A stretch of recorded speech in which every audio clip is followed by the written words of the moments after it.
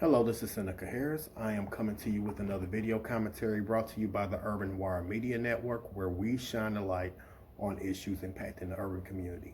Now, today I wanted to come to you guys about a serious topic that really is plaguing the African American community, and that topic has to do with mental health and suicide. Now, as we all know, all communities deal with this particular issue, but in the African American community, there's still a negative stigma behind getting help and reaching out to professionals in order to work through issues dealing with mental health and suicide.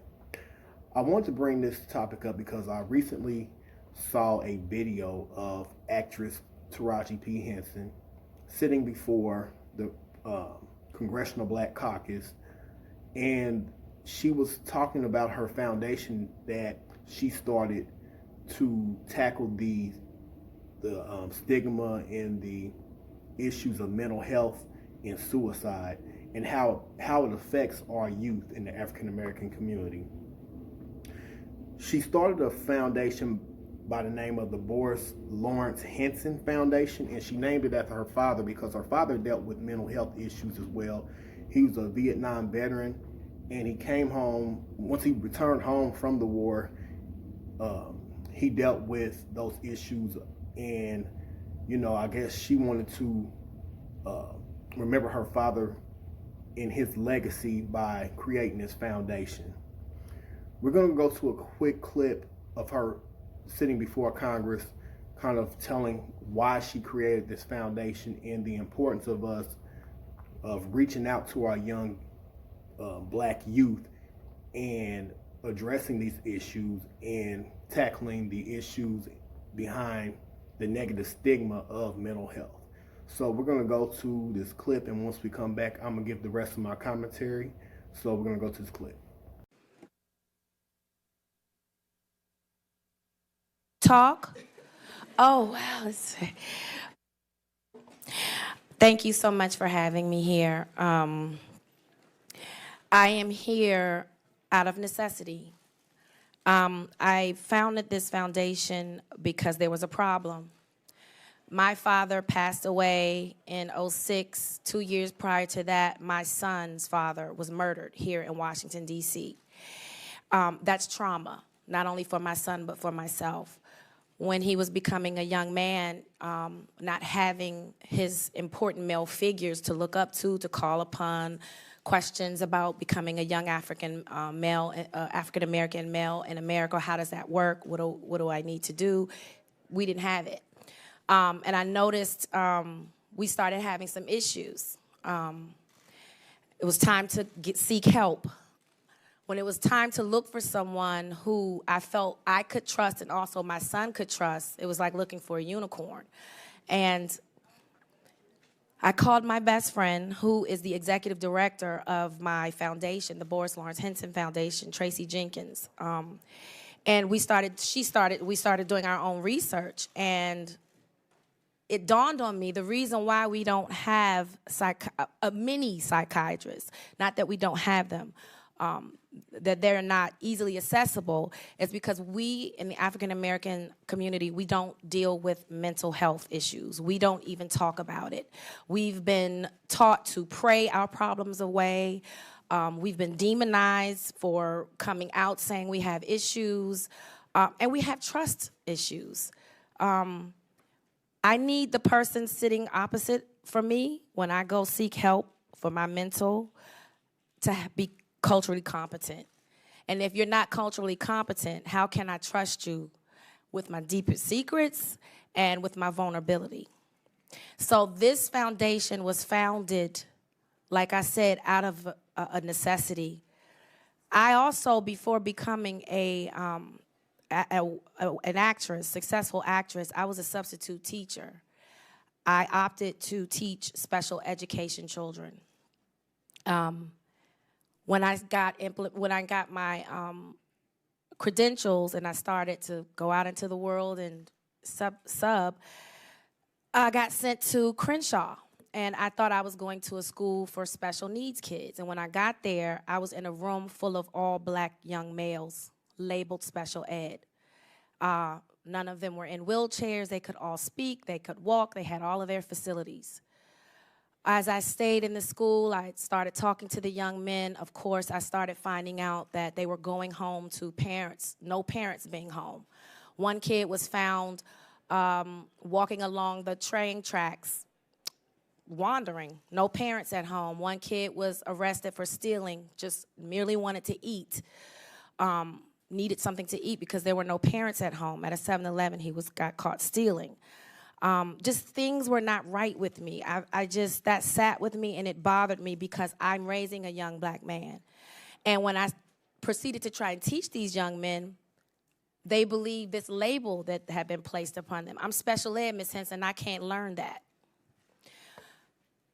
Another thing that bothered me was children normalizing shootouts. I got to school another day, and kids are grabbing me by the hand, and they're going, Ms. Henson, look, there was a shootout last night, pointing to the bullet holes in the walls of their school, laughing. We're expecting these children to come from traumatic experiences at home, and we're expecting them to go to school and learn, and it's just not fair. We can't give up on our kids, and I think that's where it starts. I think we implement mental illness or mental health as education in school. It needs to be a subject, just like sex education was, a physical education. We need to talk about it. The more we talk about it, the more people will feel like they can talk about it. I really don't know how to fix this problem. I just know that this suicide rate is rising.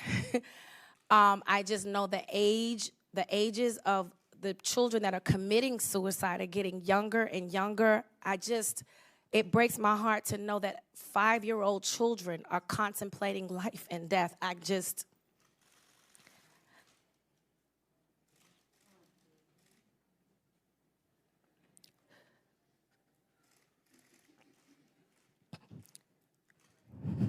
Sorry, that one is tough for me. So I'm here to appeal to you because this is a national crisis. When I hear of kids going into bathrooms cutting themselves, you're supposed to feel safe at school.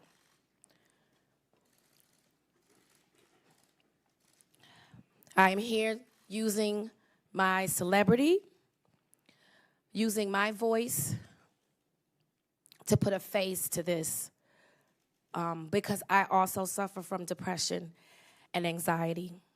And if you're a human living in today's world, I don't know how you're not suffering in any way. I mean, if you turn on the news, that's PTSD right there. We need each other. This is me reaching across the table, trying to lend a helping hand in the best way I can. We have to save our children.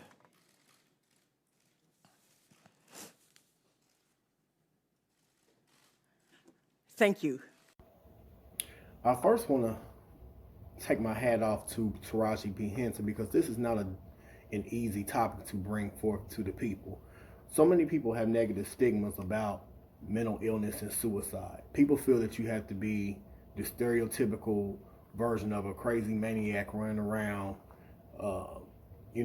with obvious symptoms of mental illness. And a lot of times people that are suffering from mental illness are your everyday, your colleagues that you work with, people that put on smiles, people that put on these masks that you would never think that they're going through things. But a lot of times, particularly in the African American community, we have been taught to put on a mask. Don't tell your business. What happens in the house or happens in the home stays in the home. And unfortunately, we have not dealt with the trauma that has been passed down from generation to generation. And this trauma stems all the way back to slavery, and that's just my belief. A lot of times we have just been taught, like Taraji P. Henson said, to pray it away, give it over to the Lord. And trust me, I believe in praying, and I believe in turning things over to the Lord, but also there's some things that you need to get mental counseling, or you need to go talk to somebody about. And there's nothing wrong with, if you need to get on medication, you need to get on medication to help mellow yourself out, to regulate your mind. if you need to do it, you need to do it for yourself. Don't worry about what other people say about you, because your mental health and your sanity can not only affect you, but it can affect those around you. It can affect how you raise your children. It can affect your entire community, because I feel now we're dealing with a lot of ills that are resurfacing, like in today's society. A lot of things that we have held in and we have passed down from generation to generation, and we have failed to deal with these issues. We're now seeing it manifest in today's generation. There's so much dysfunction. There's so many ills that we need to finally address as a community. You know, we as a people, we have dealt with racial terrorism. We have dealt with being lynched, being hung. We've dealt with our rights being denied to us for years. We have dealt with the government trying to break up our homes and our families. You know, it's just been an institutional degradation of our community. And I just feel that we as a community, we have to get to the bottom of these issues. You know, not only that, we've dealt with drugs being planted into our community. All these attacks have came up on us. Society has put so much on us, and I feel like we do not deal with these issues. We just have been taught to hold stuff in. We teach our young men that we can't, to hold stuff in, don't communicate it. Nobody cares, take it to the grave. Nobody cares. And then we teach our young women, these young women today, they got to wear the pants, because they can't depend on these men to look out for them. You know what I'm saying? And it's just like this tension between the black man and the black woman. And it's just so much psychological damage that has been done to us down through the centuries. So I just kind of feel that we have to take mental health and trauma and the issues of suicide seriously. You know what I'm saying? You got so many kids that come from homes where there's abuse, sexually, physically. These kids aren't being educated. They're not being loved by their parents. You know what I'm saying? The streets are raising a lot of these kids. And it's just psychologically damaging to these children, and a lot of these kids are raising kids, and they're passing down these ills to their children, and it's just a never-ending cycle. So we have to be realistic about this in our community. And if you need to go get help, if you need to talk to somebody, there's no shame in that. To me, the shame is knowing that you have a problem and you refuse to deal with it. So I just wanted to bring that to you. I really want to commend her for even putting this organization together, this foundation together, because I think it's well needed.